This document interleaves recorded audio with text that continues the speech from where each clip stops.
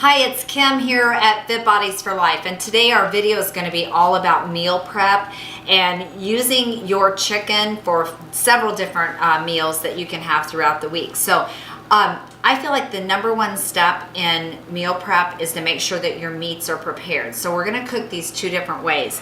I have chicken ready to go in the oven, lightly sprayed with olive oil, and then I don't like to season my chicken too much because I don't know what I'm going to do with it afterwards. So I use just a little bit of garlic lovers with Flavor Gods, or you can use garlic powder. Any low sodium seasoning will be perfect. So I'm going to put this in the oven and cook until it's tender. And then I'm also going to make a pot of chicken in my Instapot or my pressure cooker. So if you have one of those, it's really good to get those out and use those because these breasts are actually frozen.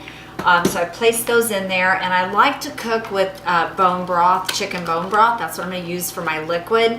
Dump inside, and then we're going to turn this on. Now, one tip that you want to remember in using your chicken, you want to find frozen chicken breasts that are low sodium.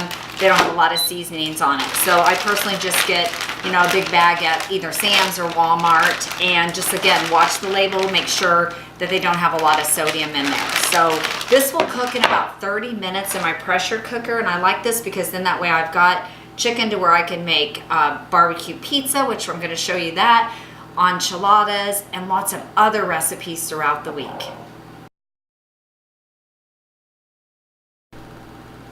Okay, step 2 is to make sure that your vegetables are prepared and ready to go. So while the meats are cooking, I always make sure that I have my vegetables. So when you go to the grocery store, one of the biggest things that I always found that I would do is waste my vegetables. I would buy it, come home, I would mean to make something with it, and then it was spoiled before I could get to it. So immediately when you come home from the grocery store, go ahead and wash up your vegetables, get them diced up and ready to go, and put them in baggies. Like I did peppers here, I did broccoli, and I did zucchini. Okay, so and then spinach ready to go in one of these containers. I find that it stays fresher that way. And a little tip on that, if you feel like your vegetables are going to go bad, especially spinach, go ahead and bag this up and throw it in the freezer. That way we can use these in smoothies and in our green smoothies, and you're not wasting your vegetables, okay? And of course, zucchini, I have an amazing zucchini ice cream recipe that I use all the time for my nighttime snack. So I will freeze my zucchini if it's gonna go bad, so I can make sure that I can make ice cream out of that. Okay, so have those ready to go. Now, always when I'm in a hurry, because it's easy to grab and go, I make sure that I have a bag of frozen vegetables on hand always, so that if my chicken's done, I can grab the chicken, throw in some frozen vegetables, and put it in my container, and I'm good to go for my meal prep for the day. Now, step 3 is preparing your carbs. So knowing which carbs you're going to have for the week is very important. So I made rice up ahead of time. This was done 6 minutes in my pressure cooker.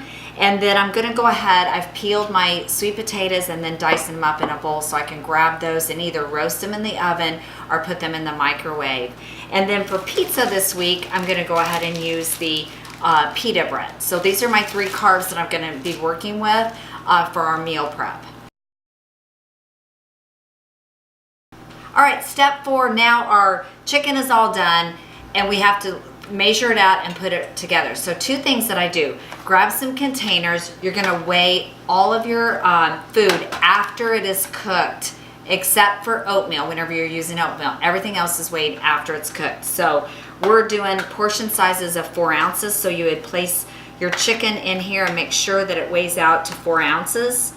And then either seal your container up or go ahead and decide what carbs you want to put in here and what vegetables you want to put in, and you're good to go with your meal prep, your fresh meals.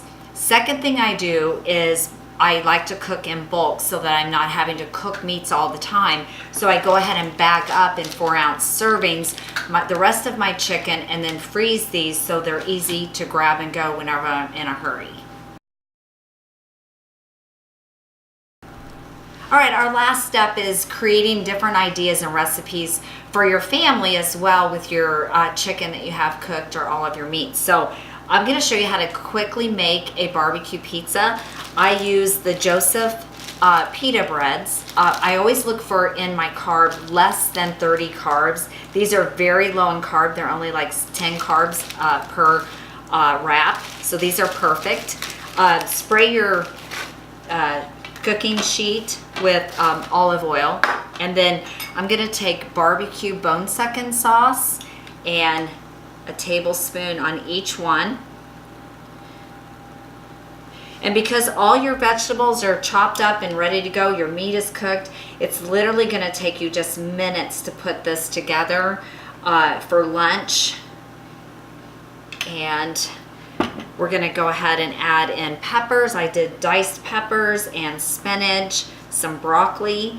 And remember, you can just load up any type of vegetables that you want. If you want some mushrooms on here, just add whatever vegetables that you want. Red peppers, green peppers, onions, and then our diced up chicken. Okay, so I like to make sure that I get close to 4 ounces of chicken. So this is already weighed out and ready to go. And you're gonna do that. And then top it off with a little bit of the fat-free mozzarella cheese, and then bake in the oven until the cheese is melted on the top and the bottom is crusty.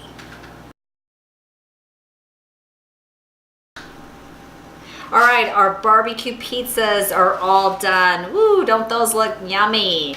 All right, thank you guys so much for watching our YouTube video today. Be sure to subscribe to our channel below, share this video with your friends, and stay tuned for next week's video as we share more amazing recipes with you.